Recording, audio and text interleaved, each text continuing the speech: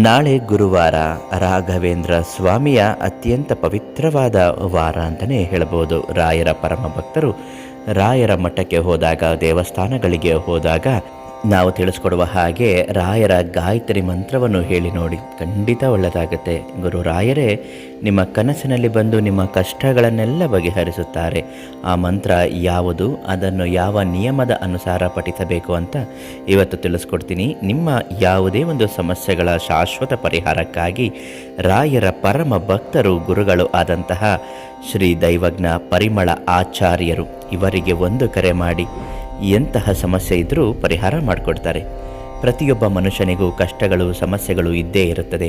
ಆತ ಎಷ್ಟೇ ದೊಡ್ಡ ಶ್ರೀಮಂತನಾದರೂ ಬಡವನಾದರೂ ಜನನದಿಂದ ಮರಣದವರೆಗೂ ಒಂದು ಬಾರಿಯಾದರೂ ಕಷ್ಟಕ್ಕೆ ಗುರಿಯಾಗುತ್ತಾನೆ. ಕಷ್ಟದಲ್ಲಿದ್ದಾಗ ರಾಯರನ್ನು ನೆನೆದರೆ ಖಂಡಿತ ನಿಮ್ಮ ಸಮಸ್ಯೆಗಳಿಗೆ ಅವರು ಪರಿಹಾರವನ್ನು ಸೂಚಿಸುತ್ತಾರೆ.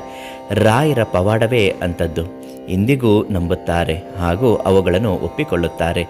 ಯಾರು ರಾಯರನ್ನು ಪೂಜಿಸುತ್ತಾರೋ, ರಾಯರ ಮಂತ್ರಗಳನ್ನು ಪಠಿಸುತ್ತಾರೋ ಸಾಕಷ್ಟು ಧನಾತ್ಮಕ ಬದಲಾವಣೆಗಳು ಅವರಲ್ಲಿ ಉಂಟಾಗುತ್ತದೆ. ಸುಖ, ಶಾಂತಿ, ನೆಮ್ಮದಿ ಅನ್ನುವುದು ಆಗುತ್ತದೆ. ಗುರು ರಾಯರ ಅನುಗ್ರಹವನ್ನು ಪಡೆದುಕೊಳ್ಳಲು, ಜೀವನದಲ್ಲಿ ಅದೆಷ್ಟೋ ಸಮಸ್ಯೆಗಳಿಂದ ಮುಕ್ತಿಯನ್ನು ಪಡೆದುಕೊಳ್ಳಲು ರಾಯರ ಮಂತ್ರಗಳನ್ನು ಪಠಿಸಬೇಕು. ಅದರಲ್ಲೂ ಗುರು ರಾಯರ ಗಾಯತ್ರಿ ಮಂತ್ರವನ್ನು ಪಠಿಸುವುದರಿಂದ ಎಂತಹ ಕಷ್ಟಗಳಿದ್ರೂ ದೂರ ಆಗುತ್ತೆ.